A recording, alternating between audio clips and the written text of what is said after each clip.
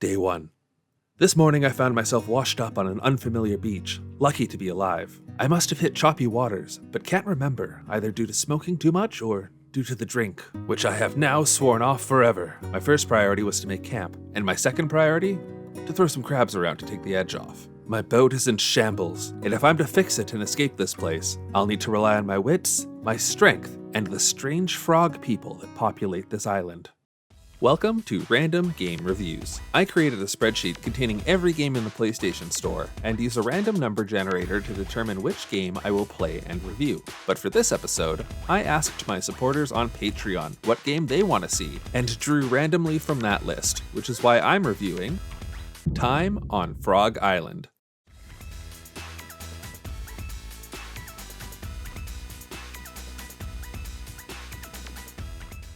The gameplay in Time on Frog Island is exceptionally simple. You run, jump, and pick things up or yeet them as hard as you can, depending on your preference. It took me a little while to figure out that just pressing square instead of holding it yields better results, although I am partial to just hucking stuff around. There's no tutorials or prompts. Rather, you're just dropped in an area to mess around and figure it out. It took me 15 minutes of faffing about before successfully making camp. That's fine though, because there's no time limitation in this game. There's a day-night cycle that encourages you to sleep, but you can take as many days as you need to get things done.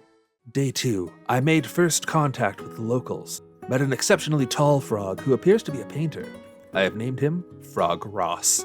I think he can give me a sail for my boat, but it's hard to tell what he wants as he only speaks gibberish. I tossed some more crabs to clear my head. I absolutely love the characters in this game. They don't have names, but they have great designs, and I found myself specifically drawn to the farmer frog who lives under constant torment from the local crow population. There's no dialogue in this game. The characters speak an unintelligible nonsense language like in The Sims. Yambo de tambo. Yambo de tambo to you too, buddy. In order to tell you what to do, the frogs communicate via images of the things they want. So when Frog Ross tells me he wants this fat bug, I scour the landscape for said bug, but they burrow underground when I get to them. Feeding them an apple makes them easy to catch and turns them a cool color. But when presenting the bug to Frog Ross, he informs me that he wants the bug to be blue. Back out I go. Day 4. I traveled inland and found the town center. Every frog here needs something from me, and they are seemingly incapable of solving problems for themselves. I'm unsure how they survive. The carpenter has misplaced his saw, the farmer has no heads for his scarecrows, and is besieged by birds. A woman in the town square has taken one of the scarecrow heads, and to relinquish it, she demanded a pearl. When I brought her the pearl, she demanded a ring. As the only visible female on this island, she can name whatever price she wishes. There's a trick that Time on Frog Island plays on you. With the simple mechanics, adorable graphics, and silly animations with your cutie castaway and his little flappy legs slapping about, you'd be forgiven for thinking this is a good game to buy for a kid. But Time on Frog Island does absolutely no hand-holding and offers you no guidelines on what to do aside from the hints you get from the frogs. And because everybody needs something, it's incredibly easy to get sidetracked. Basically, the attitude of the game is, if you're dumb, that's your problem. Much of what I needed to do I learned through trial and error, and found it difficult to accomplish tasks before I had a grasp on the layout of the island. And the requests are so layered. If I want to get this lady a ring, I'm going to need to find this froggle doggle with goggles, so the shopkeep stops being grumpy. But then he needs a lantern, which this old guy has, and he won't give it up unless I do something for him, and so on and so on. Things definitely get easier once you have your bearings and have knocked a few items off your immense to-do list, but I can't imagine this game being easy to navigate for a child unless they're down to just throw a bunch of shit around. Day 10. I've learned that the brewmaster can craft potions. These frog grogs he sends me to fetch ingredients for are certainly making me froggier. He requested a frozen flower which took me all day to procure, only for me to drop and break it right at the end of my journey. Alternatively, he has suggested that I should procure a blobfish as part of one of his concoctions. I don't think I want to drink a blobfish. There are some fun secondary mechanics at play in this game. The weather has an impact on certain things you need to do, and you can drink potions to gain frog abilities, which have varying levels of usefulness. The further into this game I got, the more fun I was having. There's a satisfaction that comes with tugging the threads of the frog errant tapestry, but once the ball gets rolling, you start to quickly run out of clear objectives. At a certain point, I was more in it for helping out the poor farmer than fixing my boat. Sleep well, kind farmer. You've earned it. Though I was enjoying myself, the closer I got to the end of the game, the more glaring the issues with the game's loose structure became. Day 15. I'm making progress with the locals, but this island holds many mysteries. Strange objects and ancient ruins and starting gates to races I'm not sure how to run.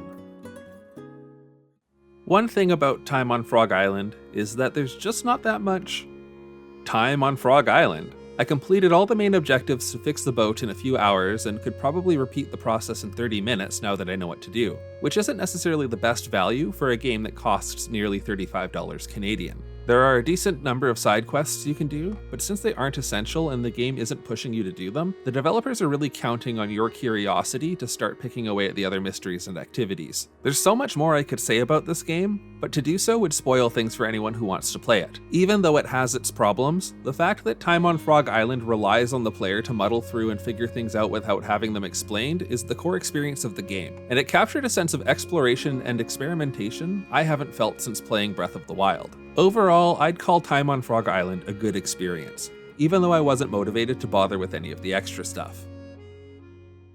Day 21. Final entry. I have solved all the problems of the frog people. I have found their pets, agitated wildlife on their behalf, and helped them find love. I have procured everything I need for my boat, but have yet to solve many of this island's mysteries. The carpenter has built me a house as a gesture that I am welcome to live here permanently if I so choose.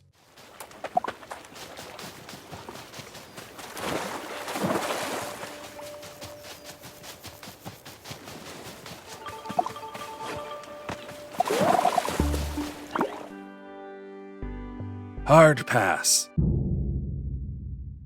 It's time to answer the question, would I play this game if I were not destined to do so? For time on Frog Island, the answer is yes, but I love everything about the design of this game. It looks great, employs excellent character design for the frogs, and the style really evokes a sense of fun. The freedom the game gives you is great because it turns figuring out how to accomplish what should be simple tasks into serious challenges that feel genuinely good to complete.